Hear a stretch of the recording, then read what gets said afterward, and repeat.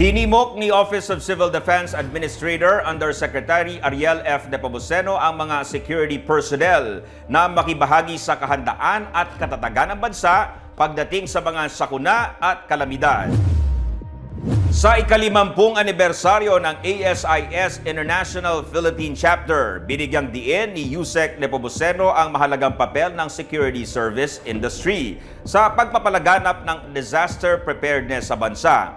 Mahalaga ang ginagampan ng papel halimbawa ng mga security guard sa pagbibigay proteksyon sa mga tahanan, negosyo, institusyon at sa pampubliko at pribadong establishmento. Nagbabantay, nag-iinspeksyon, nakikisalamuha sa mga tao at rumiresponde sa mga insidente o emergency.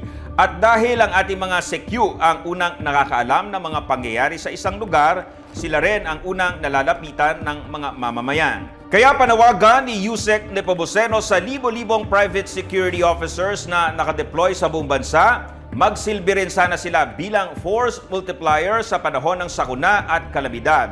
Lalo't ayon sa World Risk Index, nananatili pa rin ang Pilipinas sa world's most disaster-prone country.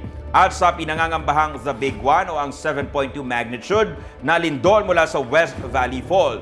Nananawagan ng OCD sa mga SECU sa mga opisina, residential complex, mall, hotel at mga eskwelahan na maging bahagi sa misyon ng bansa na makapagligtas ng maraming buhay.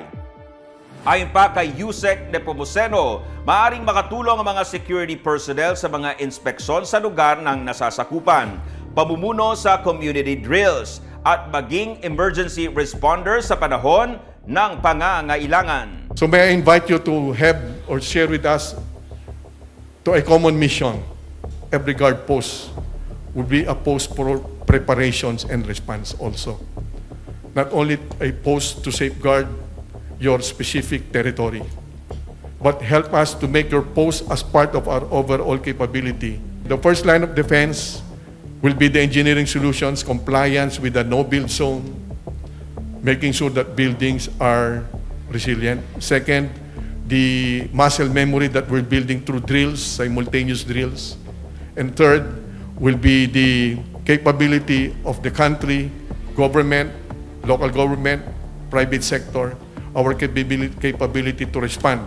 Create the teams that will respond, create the teams, the leaders that will lead our guests in the hotel, or your personnel, or when you're home with your families.